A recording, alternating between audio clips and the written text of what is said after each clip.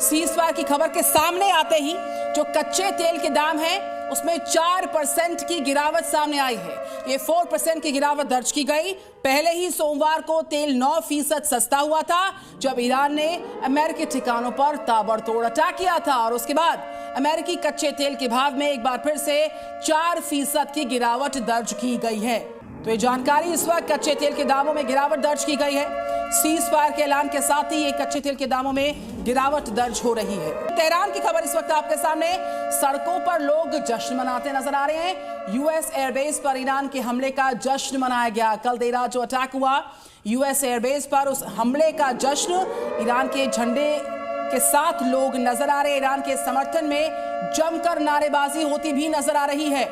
और हमारे साथ ब्रजेश तिवारी हैं। ब्रजेश, एक तरफ ईरान के समर्थन में नारेबाजी की हम बड़ी तस्वीर दिखा रहे हैं, सड़कों पर जश्न मन रहा है। एक तरफ खबर आ रही है कि ईरान की जो विदेश मंत्री है वो कह रहे हैं कि किसी भी तरह का सीज फायर को लेकर सहमति नहीं बनी। ईरानी मीडिया कह रही है कि ध्यान भटकाया जा रहा है, और उधर डोनाल्ड ट्रंप अमेरिकी राष्ट्रपति बधाई संदेश सीज फायर पर बांटते नजर आ रहे हैं। देखिए, शुरुआत इसमें यूएस की तरफ से हुई थी। डोनाल्ड ट्रंप ने यह दावा कर दिया है कि सीज फायर हो गया, और चूंकि कल जिस तरीके से जो रुख अपनाया था ईरान ने, लगातार एक समय में 4 अलग अलग जगह ठिकानों पे 4 अलग अलग देशों में बॉम्बार्डिंग करके यूएस के ठिकानों पर हमले करके ये जता दिया था ईरान ने कि वो कमजोर नहीं है। जो लगातार उससे बात कही जा रही थी कि युद्ध को लेकर शांति बनाए रखो, और उसकी तरफ से यूएस लगातार इसके पहले जो न्यूक्लियर प्लांट्स थे वहां पे 3 न्यूक्लियर प्लांट जहां पे हमले किए गए थे, तो हम ये कह सकते हैं कि ईरान पर दबाव बनाकर समझौता कराने की जो प्रयास था, जो कोशिशें थी,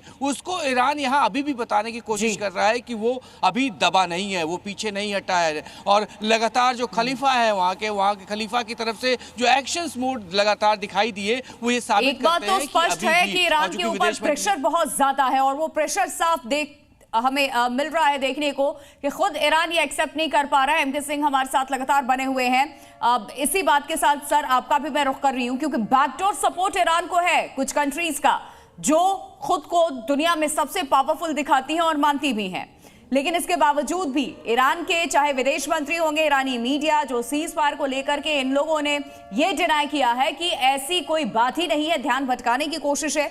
यानी कि प्रेशर ईरान पर बहुत ज्यादा अमेरिका का। अमेरिका पहले भी अल्टीमेटम देता रहा है कि पहले 1 हफ्ते फिर 2 हफ्ते हम वेट करेंगे, नहीं तो फिर ईरान पर हम भी अटैक करेंगे। उसी का नतीजा है ये ईरान का। देखिए, अभी अमेरिका ने कहा था कि 4 AM तक अगर इजराइल कुछ भी नहीं करेगा तो ये सीज फायर लगातार चलेगा, लेकिन जैसी आपने खबर दी कि इजराइल ने हमले किए हैं, तो इसमें इंटेंशन कुछ समझ नहीं आ रहा है, और ये युद्ध हो सकता है आगे बढ़ जाए। इसमें ईरान का बहुत नुकसान है।